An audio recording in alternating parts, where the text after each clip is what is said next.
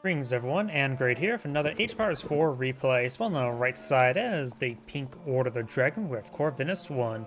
On the left side is the blue Byzantines with Faye-chan. Or Faye-chan. One of the two. Just okay, you don't have to. I suppose if you build a giant stone cistern, I suppose Screaming Celebration actually is quite reasonable.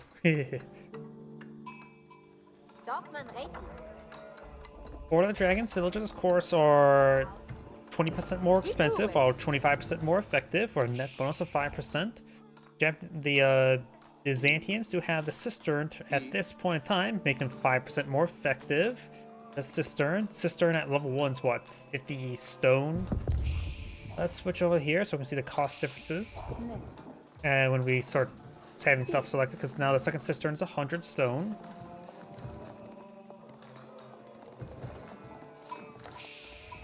Blue has found some sheeple and is going to lead them to glory. Pink, there's some sheeple there.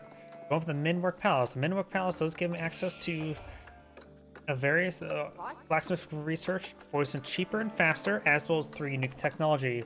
The Golden Crucier to make your men-at-arms take 20% less damage when below 20% less health. Halberdiers make your lance next deal bleed damage, does not stack like Malian poison arrows. And the last one was trying to think.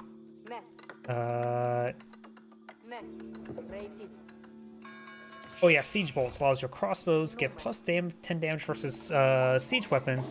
However, that can barely even do any extra damage versus 20 pierce armored units. It can completely counteract by Age 4 research to give additional 10 range armor on everything, on all your siege weapons. So it's really a junk upgrade.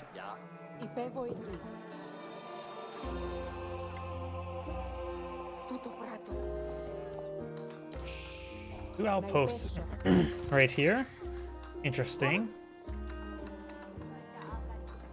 Of course, got the Imperial Hippodrome, which does give them access to a free stable, which is probably the most powerful thing about it, as well as a passive or active ability where you can make your guys have increased attack speed, health regen, and move speed, depending on how many supply points you've charged up. 1.5 seconds per supply charge, with a maximum of 40. So, and you start out with 30, so soon you can have up to 40 stacks. It's recommended to be aggressive with that preloaded charge.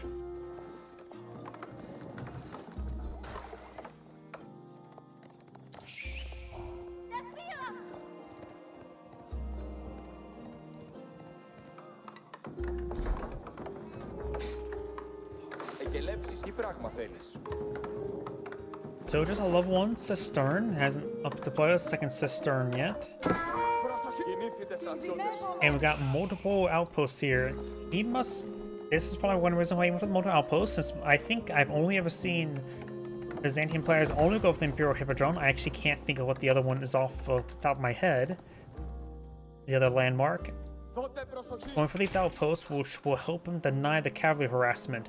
They're both upgraded arrow slits, and additionally they both should be within, they're both in sphere of influence of the town center as well, so they're not going to go down anytime soon. And you can put now up to 10 villagers on this golden vein. This map has the majority of its gold in the center of the map, which I really don't like this design of the map, honestly. Same thing with Age of Empires 2, where it has a similar design of map. I think it's called like Mining Pit. Because whoever can dominate the center gets all this gold.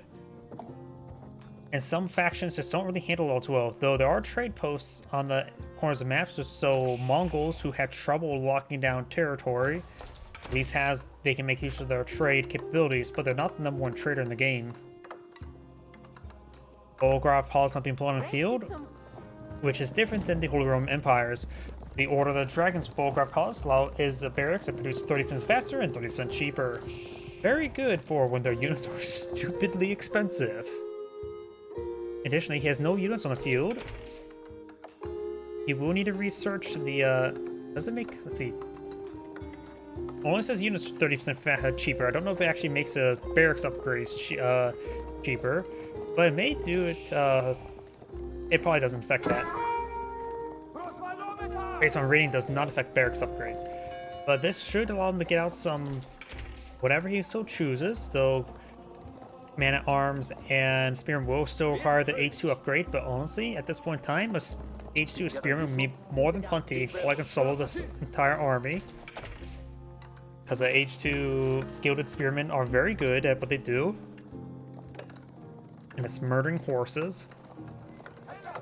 And it won't be in cold blood, it's definitely hot-blooded murder. Volgraf Palace not pulled on the field. Of course, you still need to age up from the H1 Spearman. He is going for H2 Man-at-Arms, which should be able to stop these units. I think so, it being the Volgraf Palace, it is actually a bit more tolerable price. After all, if you look at the price, that's actually quite tolerable for a very powerful Spearman. You now got the unique battle round, the Trestle Siphon, which is a fire attack, 20 burst Greek fire. You know, I actually never seen one of these deployed in the field, so let's see how well it does.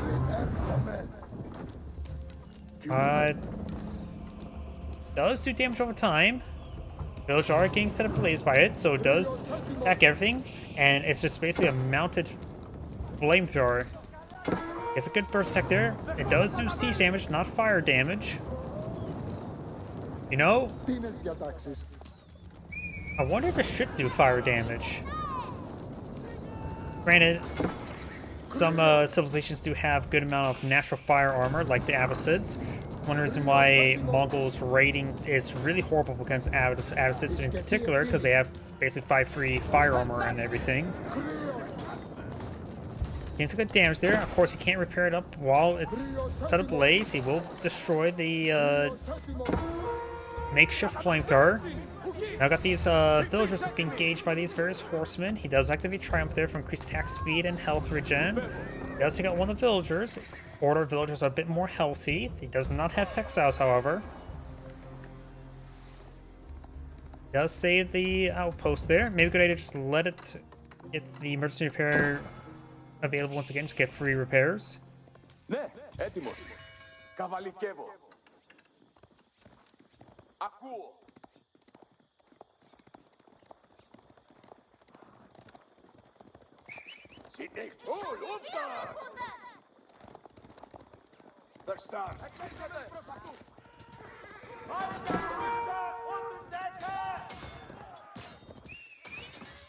Getting some good damage there on the horseman, keeping him at bay. He's trying to let these guys dance around, so you can always use Triumph to heal them up. And these Gilded Man-at-Arms, they are heavy. Plus, additionally, he's the next age. He does have the Golden Cuirassier. One field. I'm getting that mix of the French cavalry from Age of Empires 3. Yeah, so they have 5 range armor. These archers doing 5 damage. Even for the upgrade to get them a 6 damage, they will still do 1 damage each. So the range damage upgrade for the Byzantines is not important at the moment and worthless. Horsemen will go down here. I know these horsemen are quite wounded. Trying for a handful of wolves, we've got a single Gilded Man-at-Arms here, which is plenty, probably. Given enough time, it will kill off these horsemen. There are a good number of them wounded. House here. Villagers trying to shank the horsemen.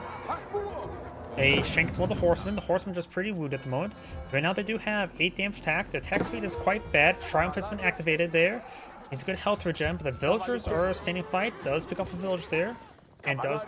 Ooh, he has gone for the gold bounty research from the stables. The whatever it's called there. So now each time his horseman kills off a villager, it gets 20 gold. Man-at-Arms does go down. This Man-at-Arms is going to take a large amount of abuse. He has more than twice the health of the horseman in front of him. And the archers are providing no damage.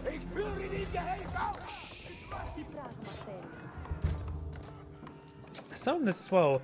I think a reason I see how the Gilded Man-at-Arms one pulls out its axe. It's actually the charge attack weapon that they have, which I think is equal to a regular sword attack. There's nothing special about it, but that's something that needs to be changed. Switch it to the axe to the back of the sword, because that's the same weapon that Man-at-Arms use in for Holy Roman Empire when they have the two-handed weapon research.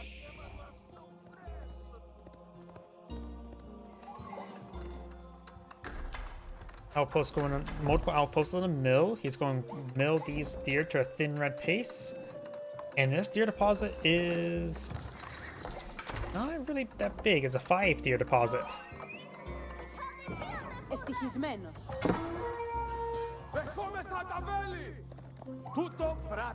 The Byzantine player is very far from aging on up, plus he does have some olive groves to get some extra food generation. War down. Looks like I forgot to have the Rumble chat up, as I had selected another player. Luckily nobody's chatted since then. Huh, look at this. Pumbaa's right next to a bunch of these forest puppers. Which means it's a good spot to hunt. 7 villagers there. Scout trying to stab horsemen. He stabbed them, but it's not going to be very good. Up here, looks like the Gilded Man at Arms trying to pursue these archers.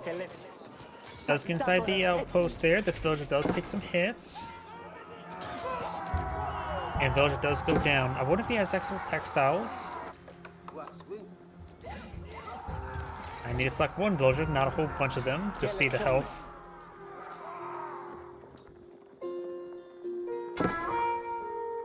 He does not have textiles research just yet. He may want to eye that. He's been losing a good number of villagers.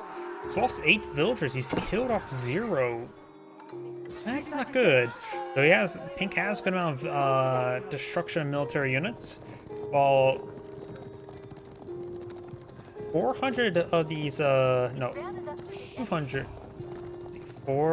8 times 50. Yeah, 400 of the destroyed value is villagers, so most of Blue's destroy value is villagers. We have relics on both sides of these outposts. Oh, going for conversion ritual. He actually may get the conversion off. Oh no. Oh! Oh! He just gave him 5 horsemen, 2 keshiks. Oh! That is a sizable swing. Army value of 250 versus 3,000. That was over 1,000. That's like 1,000. Yeah, that's probably 1,000 resources given to his opponent. He does have some keshiks here, trying to stab the prelate. Horsemen and was that a mercy kill? He did that right in front of them as a mercy kill. Good sportsmanship, though he did get them fair and square.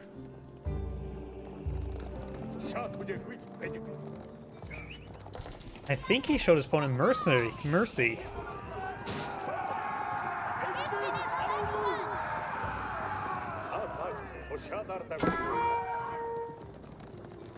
This horse is moving around, being pursued by the men-at-arms. Both players are age 3.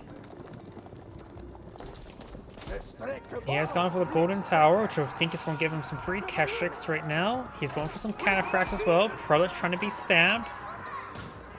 Prelate was stabbed 3 times. Got a couple outposts here. Wait. Mangonel placement.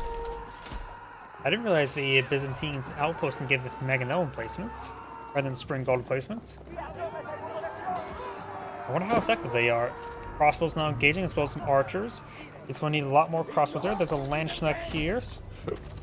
Archers are getting some good kills there. Let's take out the Landsknecht. Very nice. He probably has bleed weapons. Got some cataphracts here. Even heavy cavalry.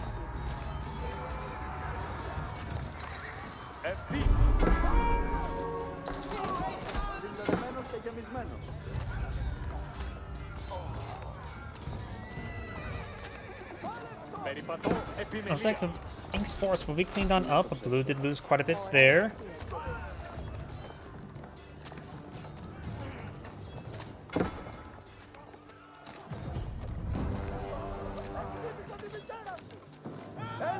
And the man arms who get cleaned up got the palace of Swabia being put in the field. Allows to pull out his villager for cheaper, quicker, and the age up itself cheaper. Another line of stone or wooden walls there. Does Byzantines get stone per wall build? No, they don't. They do get that for other structures, but not for wooden walls. We're at level 3 cistern. Usually see more cisterns by now. We do have the handful of free keshiks here. Going for more keshiks. Keshiks are good, cheap cavalry.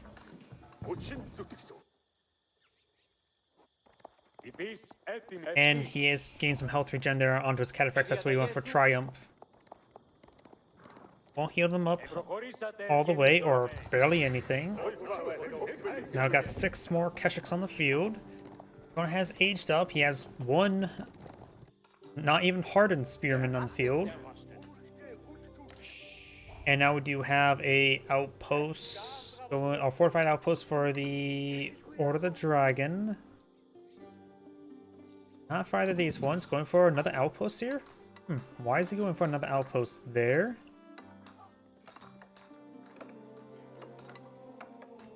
More spearmen being blown up by the Bolgraf Palace. He sees... So notice his opponent's going for a good number of horsemen.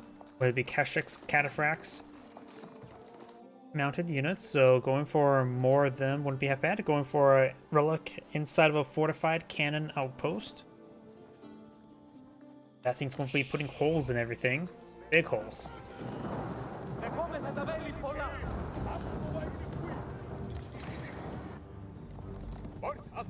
Got a handful of these not veteran keshiks there. He's not upgraded his mercenaries just yet. I don't think he has a mercenary camp on the field yet. So keshiks at that quality is not half bad. Still a heavy cav with 3/3 armor.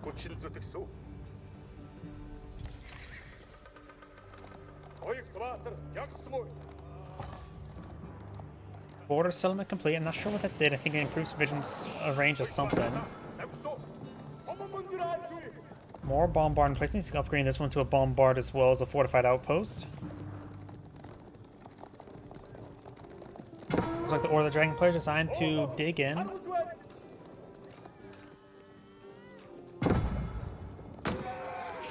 Double kill on the bombard. With a relic inside of that emplacement, it does do 96 damage per shot. So it will two-shot these keshiks, no problem. And in fact, since he's not even veteran keshiks, unupgraded bombard emplacement there would two-shot them.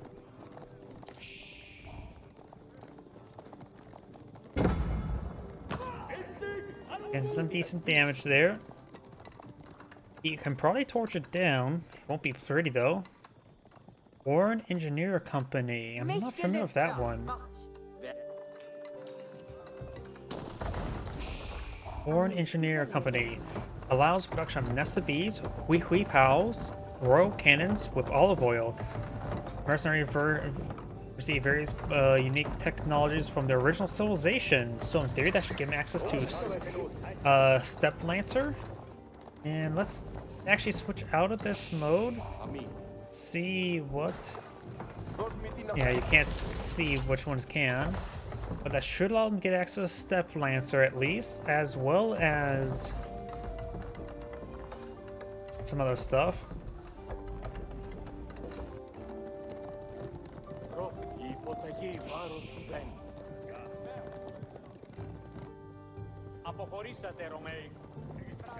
Oh, howdy. Nice to see you too. Branches level 4 cisterns. The Royal Engineer Company, it says allows production. I wonder what the cost effective is, and I'm assuming it's not free like the Golden Horn Tower. Now going for the veteran mercenaries. Let's take a look and see what gets built. Okay, yeah, you do have to spend it. 1,000 for hui pals, 900 for royal cannons, and 600 for nested bees. Nested bees, I think, is like a pretty good one for there. Royal cannons are nice, but not really that great. Hui pals. when I get them as playing as the Mongols, it's always nice to have, but sometimes I usually get too many of them. But 1,000 resources? The Colony Palace, of course, it's random. You can get them for free, but I would probably not pay 1,000 olive oil for one. 600 olive oil for Nest of Bees, I would definitely do.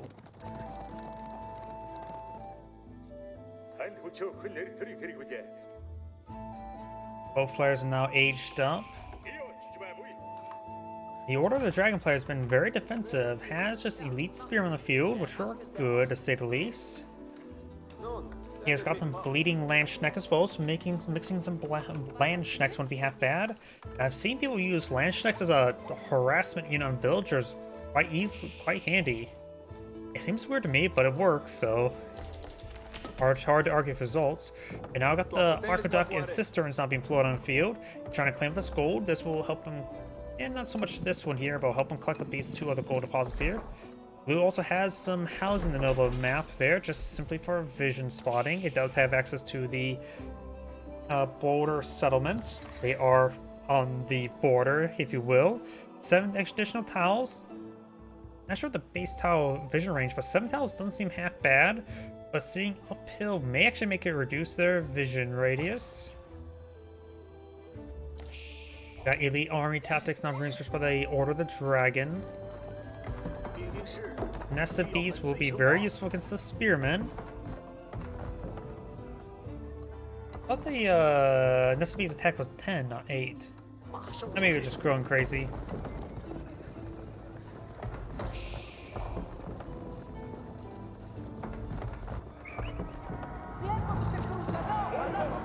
Natural one down there. Sounds like I heard a hand cannoneer.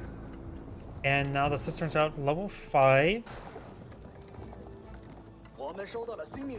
There's a pair of hand cannoneers.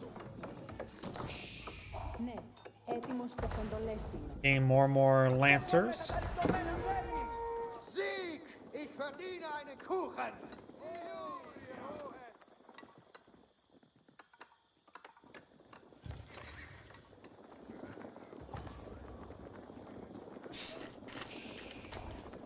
Some research here I'm not familiar with.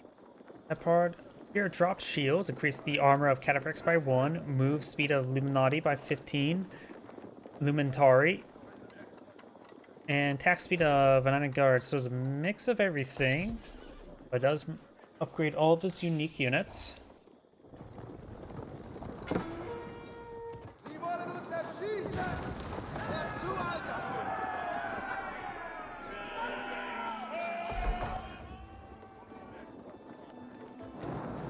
Keep now being employed on the field by the Order of the Dragon, which help him secure up some gold. Yellow or blue has not seized this gold in the middle of the map. Relic pushing me forward, trying to grab this relic. That's the last relic in the field. Pink's claimed every other one. Times he wish he would have gone from the Reganese Cathedral. And now he does have a Hui Hui Pow to play on the field. The Hui Hui Pow is actually, it translates to Arabic trebuchet, if I remember correctly. Nest of Bees do roll a miss there. Does get a massive spear brace there. Those catches gonna go down. And a spearman did withstand quite a bit of, well, not a whole lot of damage from the Nest of Bees. Half those Keshiks just went down there. That's because they, of course, they are the counter. Order their dragons keep now pulled on the field. Over here we do have, and this is what I mean by Landschneck's murdering villagers. Thanks to our bleed attack there. He doesn't have textiles. The bleed attack's what?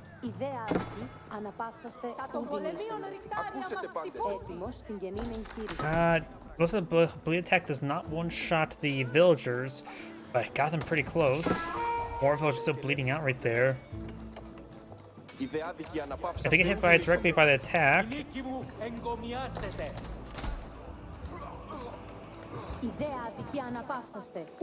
Yeah, he needs textiles. Without textiles, was that Landschneck killed how many villagers? Was that the 9 villagers? Yeah, I think that may have been all 9 villagers he just killed right then and there. Ooh. I find it weird how was expecting that bladed lance knife upgrade to be not very useful in combat, but I'm surprised how effective it is versus villagers. I suppose villagers bleed the same as any other unit. The Hui Pow is on engage. The Hui Pow is even more powerful trebuchet. Attack speed's a bit slower, but hits like a truck and probably throws truck-sized rocks.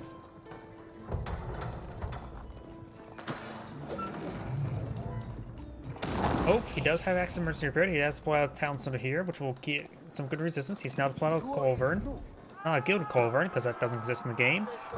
This keep's not going to be built anytime soon. SB is trying to engage. We've got running these various forces. One SB does go down. Hand cannoneers and crossbows engaging, but these are spearmen, not men at arms, so crossbows are not that great. Hand cannoneers will shoot everything, however.